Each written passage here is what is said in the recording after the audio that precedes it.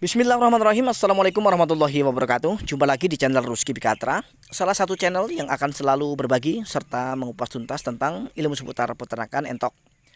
Namun seperti biasa, sebelum kita lanjut ke videonya, terlebih dahulu saya akan mendoakan buat teman-teman yang sudah klik video ini, mudah-mudahan senantiasa diberikan kesehatan, kemurahan rezeki, serta dimudahkan dalam segala urusannya. Amin ya robbal alamin. Teman-teman dan sahabat semua, akhir-akhir ini banyak sekali teman-teman dan sahabat semua yang menghubungi saya melalui kolom komentar di video kita sebelumnya, dan ada juga yang menghubungi saya melalui WA.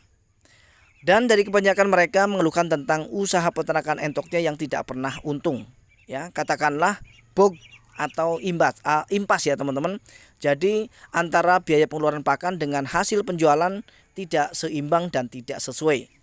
Ini juga yang membuat saya tertarik untuk membahas tentang ini teman-teman. Jadi kali ini saya akan memberikan sedikit solusi, yang mana solusi ini mudah-mudahan nanti akan bisa membantu teman-teman di dalam kelangsungan usaha peternakan entoknya di rumah. Kita mulai dari yang pertama.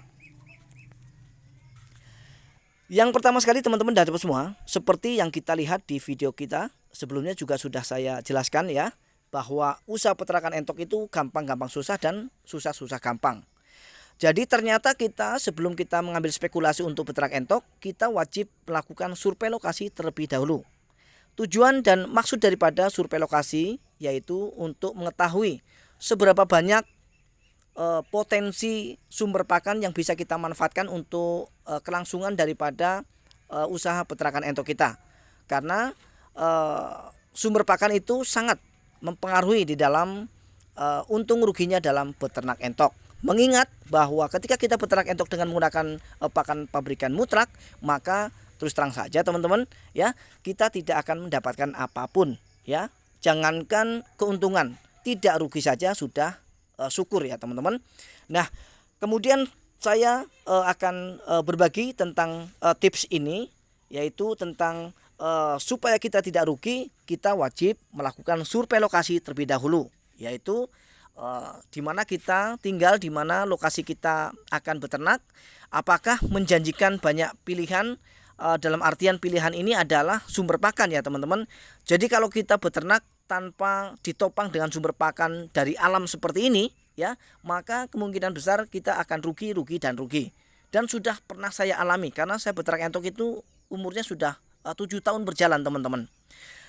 Teman-teman dan sahabat semua, seperti yang kita lihat di layar kaca kita ya, ini adalah sumber pakan dari enceng gondok yang luasnya itu puluhan hektar ya.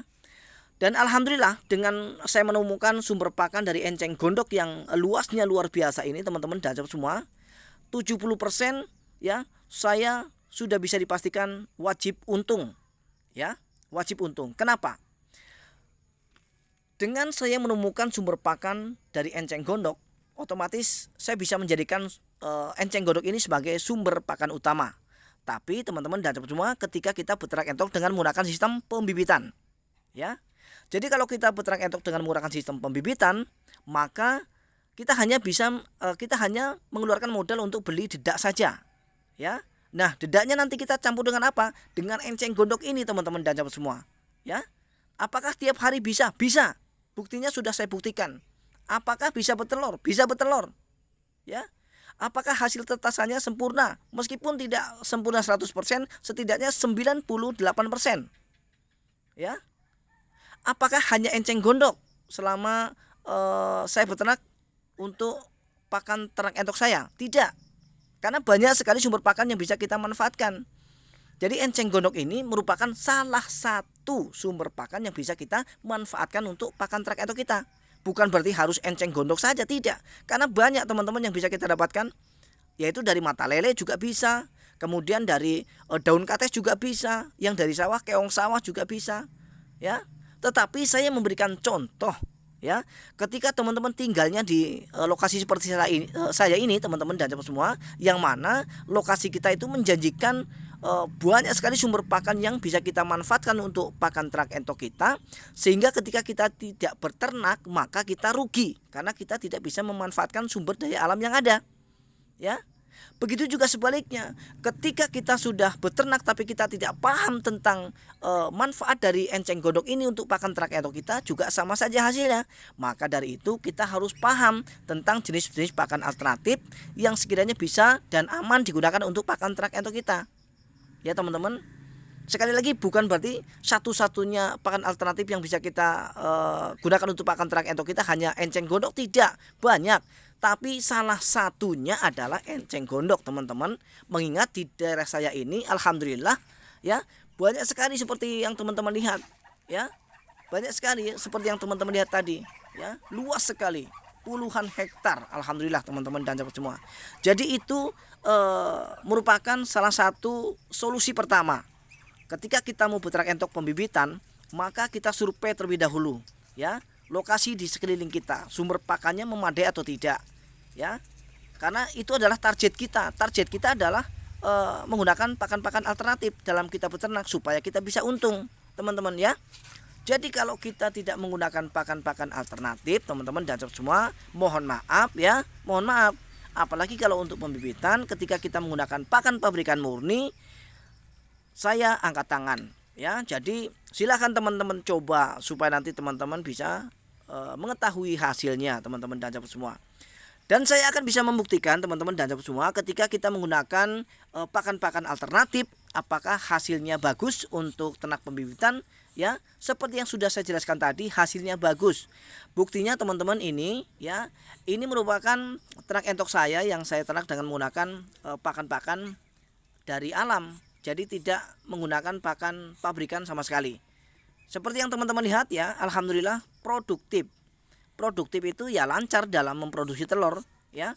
Di sini saja udah ada beberapa indukan yang lagi mengeram, kemudian yang lagi dalam proses bertelur ya. Ada juga yang masih baru mulai bertelur. Ada yang hampir menetas ya. Di kandang saya ini campur baur ya teman-teman, karena selalu atau berkesinambungan supaya nanti cuan cara kita mendapatkan cuan itu selalu lancar. Bahkan tidak hanya setiap bulan, bahkan setiap minggu saya bisa panen, teman-teman ya. Seperti yang kita lihat ya, di sana ada telur, di sini ada telur ya. Nah, ini tentu saja akan sangat menyenangkan ya teman-teman ketika kita beternak, karena lancarnya indukan untuk memproduksi telur itu adalah kunci utama dalam ternak entok pembibitan. Karena ketika indukan entok ini tidak lancar memproduksi telur, maka jangan harap kita mendapatkan untung. Tidak rugi saja kita sudah syukur ya teman-teman. Nah, itu yang harus kita lakukan teman-teman. Nah, inilah hasilnya teman-teman. Hasilnya ketika kita menggunakan enceng gondok yang kita campur dengan dedak, hasilnya itu bagus ya, bahkan luar biasa bagus teman-teman. Jadi jangan sanksi, jangan sekali-kali teman-teman nanti ragu ya. Jangan-jangan nanti ketika kita kasih enceng gondok nanti bermasalah ya. Bukan berarti saya sok jago, tidak teman-teman, tapi saya menyatakan ini berdasarkan pengalaman saya teman-teman dan sahabat semua. Jadi karena berdasarkan pengalaman sehingga saya tidak ragu untuk membagikannya kepada teman-teman dan sahabat semua ya. Jadi untuk teman-teman yang kemarin bertanya tentang ini ya, silahkan teman-teman praktekkan di rumah. Ketika teman-teman mau mengawali usaha peternakan entok, silahkan survei lokasi dulu ya, kira-kira menjanjikan atau tidak sumber pakan yang bisa kita manfaatkan untuk pakan ternak entok kita. Jadi kalau sekiranya sulit untuk mendapatkan pakan alternatif, maka silahkan bisa kita beternak tetapi dengan sistem pembesaran ya. Karena kalau pembesaran ini kita bisa mengharapkan hasil dari daging atau bobot yang entok-entok kita besarkan ya. Dengan semakin besar atau semakin berat bobot yang entok kita dapatkan, maka di situ kita bisa mendapatkan keuntungan ya teman-teman dan sahabat semua.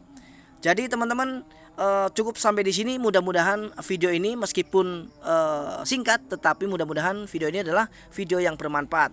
Jangan lupa survei lokasi terlebih dahulu ya teman-teman. Atau setelah kita beternak, silahkan mencari pakan-pakan alternatif.